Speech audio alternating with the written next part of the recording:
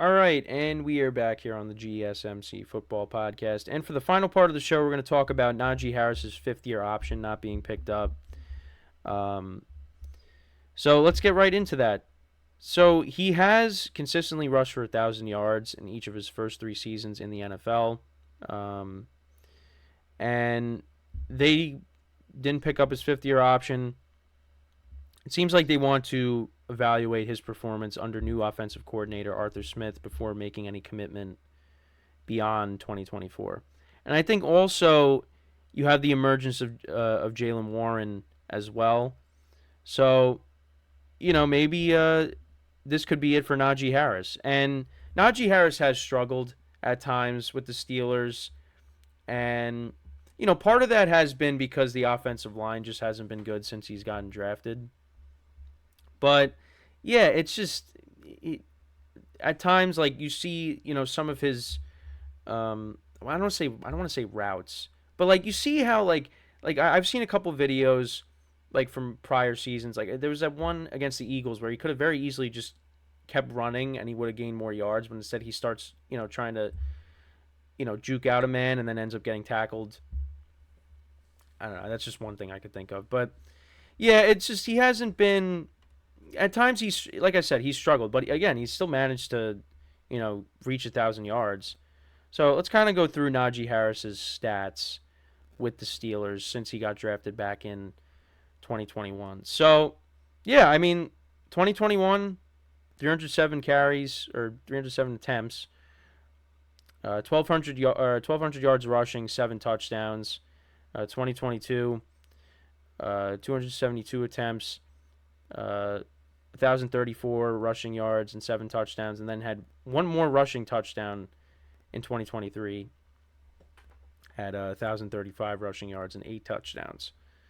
Um, but yeah, I mean, towards the end of the year, him and Jalen Warren were really running the ball effectively for the Steelers, and that also helped the Steelers get to the playoffs. So if we go to let's see if we can go to the game logs. But yeah, you go back to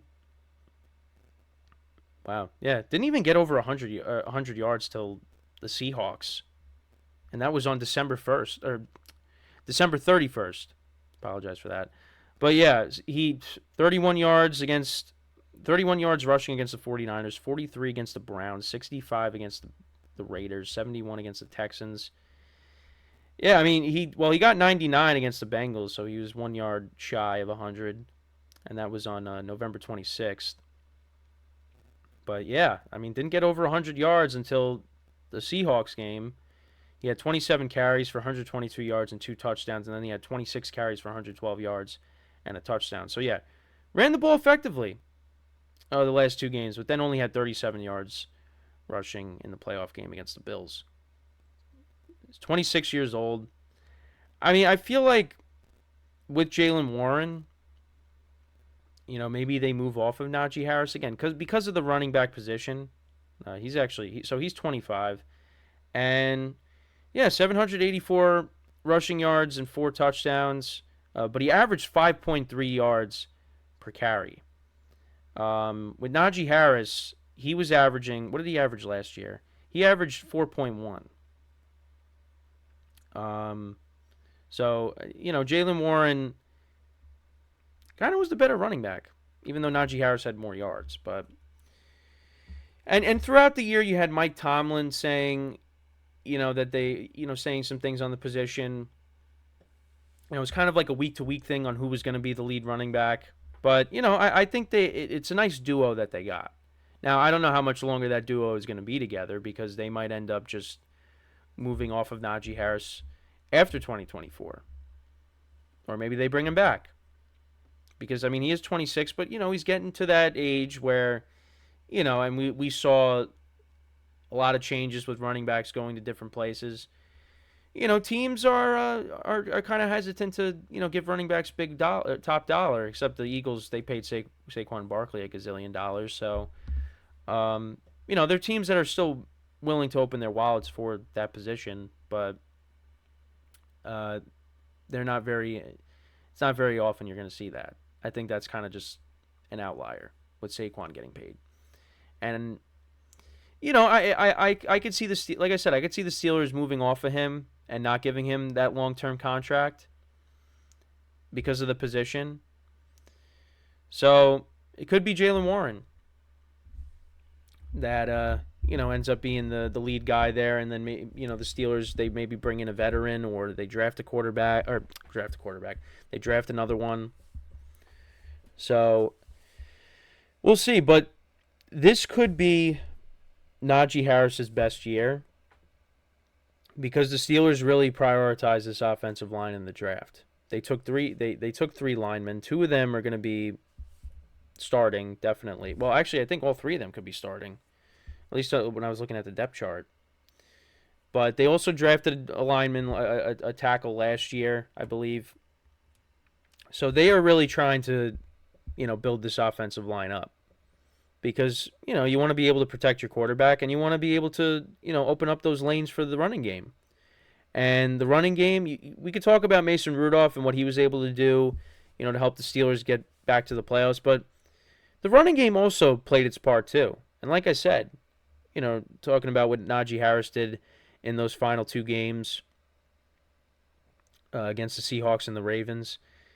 If the offensive line is a solid unit, once again, because the Steelers, when you had the killer bees, and I brought this up early in the week, but they had a solid offensive line, from left to right. And, a lot of those guys retired. I mean, pretty much all those guys retired. I don't think anybody's left. I don't think. Yeah, Villanueva, I think is he still playing? I know Pouncey retired. DeCastro retired. Who else am I missing? I know Kelvin Beachum, but I know he went to a different team. I'm trying to remember, but I know Pouncey, I know Villanueva, I know DeCastro. I know Matt Filer was on the offensive line, but I think that might have been a little bit after. But yeah, I mean, all those guys, with the Killer Bees, that was a solid offensive line, regardless. If I could find the depth chart, then I could tell you right now. Let's see. Pittsburgh Steelers depth chart archive. Oh yeah, you had Ramon Foster, but who's the other tackle I was thinking of? Oh, it was Marcus Gilbert. That's who it was. Oh yeah, Matt Filer was on the 2017 team. Okay. But yeah, that was a solid offensive line. So the Steelers are trying to get back to that, and that was back when you had Le'Veon Bell, who was one of the best running backs at the time, before he held out. So the Steelers want to get back to that. They want to get back to that smash mouth football. You run the football down their throat, and I think especially with this year, it's going to be important because you got Russell Wilson coming in now, and we'll see how he performs. I think the Steelers are going to be a good team. I don't think they're going to be a team that's going to go very far if they get to the playoffs, but I think they'll be a good team. They win those 9-10 games. They maybe squeak into the playoffs, and then we'll see who they end up playing against in the first round. But, they addressed the offensive line, and they made some moves on the defensive side of the ball. You added Patrick Queen to the linebacker core, which is a position that they've kind of been trying to fill these last couple of years. I mean, you look at the Steelers, I mean, strength of the team is their defense. When you got the quarterback of the defense, T.J. Watt, he could take over a game. So, the Steelers, I expect them to be a solid team. Now, I mean, like I said, do I expect them to go very far? Not really. If Russell Wilson turns back the clock and is the Russell Wilson from Seattle, well, then yeah, they could go far. But that Russell Wilson's not coming back. You're going to get more of the Denver Russ. But we'll see. So, when it comes to Najee Harris, back to this, the original point, I think this could be it for him, and he ends up going somewhere else. I feel like the Steelers would be okay moving off of him, but if they want to see what they get at, I mean, if he goes out there and he has a monster year, then maybe they do bring him back. So I guess you could look at, well, it depends on how he performs. I mean, because if he goes out there and he has 1,500 yards rushing and double-digit rushing touchdowns, then yeah, maybe you want to bring him back. But if he goes out there and he has over that, he gets around the 1,000-yard mark like he has, he has like 7 or 8 touchdowns. Yeah, maybe you move off of him unless he wants to come back and take a discount. But he's gonna want to get paid. So yeah, I don't know. It's gonna be interesting. But yeah, I'm kind of leaning more towards if he doesn't have a monster year, then they're probably gonna move off of him. I mean, well, he's gonna become a free agent.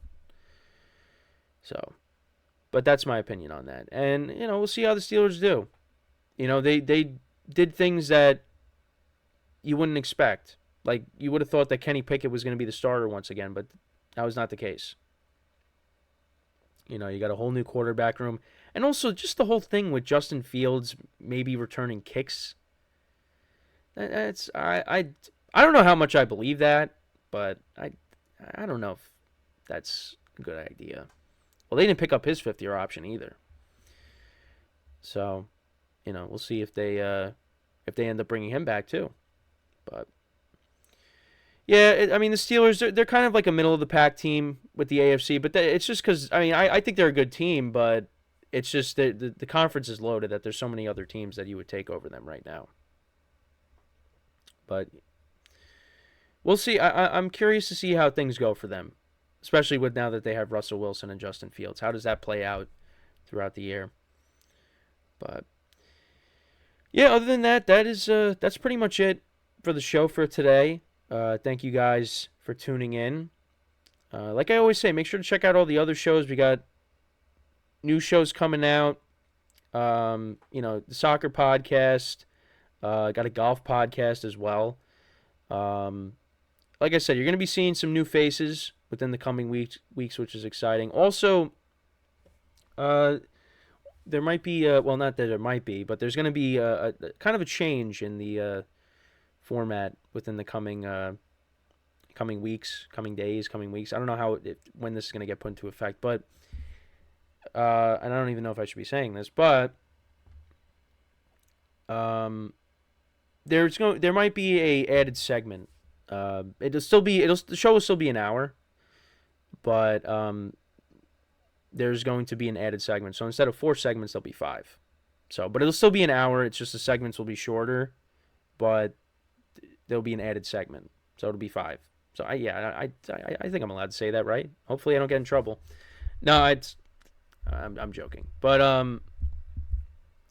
yeah, so there's going to be a slight change to the format, which, like I said, it's might be adding another segment. So I don't know when that's going to go into effect, but that was something that was discussed. So, but yeah, I mean, like I said, that's pretty much it. Changes are on the way, new faces. Like I said, you'll be seeing in the coming days. And yeah, make sure to check out all the other shows with the basketball playoffs, hockey playoffs, baseball, wrestling, soccer. Get all the perspectives. So, like I said, like I always say, make sure to give the other show some love. And yeah, so with that is all the time that we have for today. Once again, thank you guys for tuning in. We'll be back again on Monday, 10:30 a.m. Eastern Time. And until then, I'm your host, Kenneth Grunfelder, signing off from the GSMC Football Podcast, brought to you by the GSMC Sports Network. Have a good day, enjoy the weekend, and I will see you guys next time. Take care.